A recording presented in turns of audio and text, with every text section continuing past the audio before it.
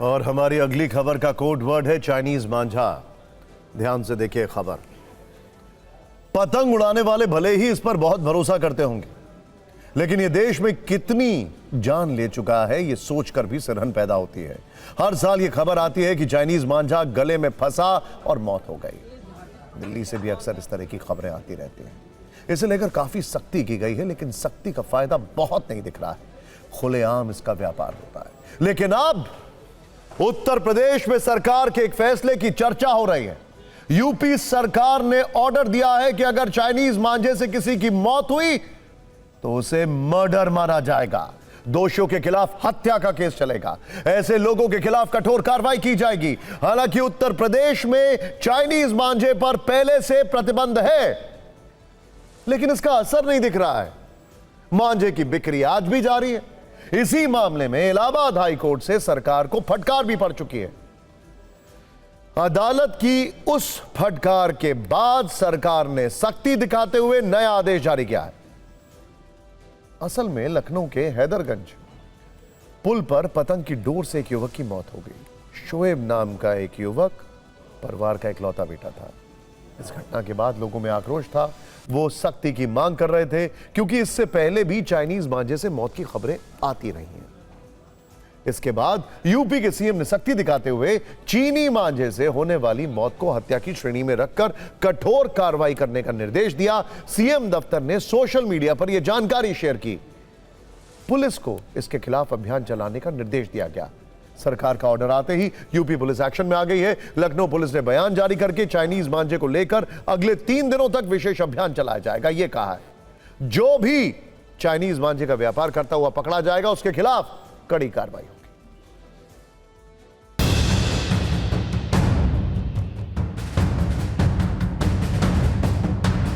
देखिए, चाइनीज मांझे को लेकर लगातार सरकार निर्देश दे रही है।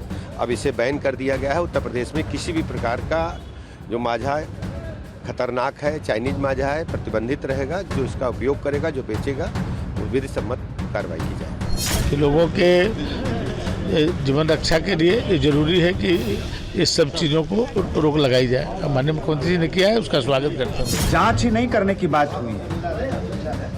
प्रतिबंध के बाद भी अगर कहीं कोई शिकायत मिलती है और किसी की दुकान से लिए गए मंझे से किसी की जान जाती है तो उसके ऊपर हत्या का मुकदमा चलाया जाएगा, उसको जेल भेजा जाएगा, उसके खिलाफ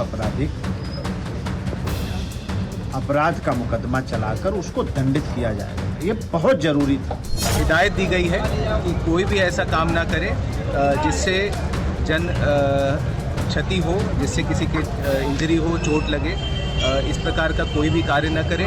हमारे यहाँ भी कुछ कंप्लेन आ रही थी कि मांझे यहाँ बिकते हैं, तो लगभग 6 स्थानों पर मेरे द्वारा आज रेड कराई गई है, चेक करवाया गया है, जिसमें मतलब की कोई ऐसी चीज़ नहीं पाई गई है। फिर भी इसमें कोतवाली में, सिविल लाइंस में, मंडी में तथा खालापार में विभिन्न स्थानों पर छापेमारी की कार्रवाई की गई है।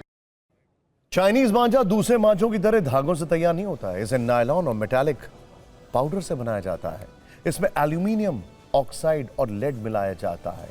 सोचिए क्यों खतरनाक होता है, हम आपको बता रहे हैं। लेड यानी शीशा मिलाया जाता है। इसके बाद इस मांझे पर कांच या लोहे के चूरे से धार लगाई जाती है, जिस वजह से मांझा घातक हो जाता है। सिर्फ इतना ही नहीं, चाइनीज मांझा सामान्य मांझे की तुलना में काफी धारदार होता है। इसीलिए शरीर के किसी भी हिस्से से लिपटते ही है उसे तेजी से काटने लगता है, जैसे किसी धारदार हथियार से कटता है। यह इलेक्ट्रिक कंडक्टर होता है, यानी इस मांझे में करंट आने का खतरा रहता है। यह मांझा आसानी से टूट भी नहीं सकता है। यही कारण है कि इसमें फंसने के बाद कई पक्षी और इंसानों की मौत तक हो जाती है। सवाल यह भी है कि अगर चाइनीज मांझे पर प्रतिबंध लगा तो फिर इसका व्यापार कैसे हो रहा है।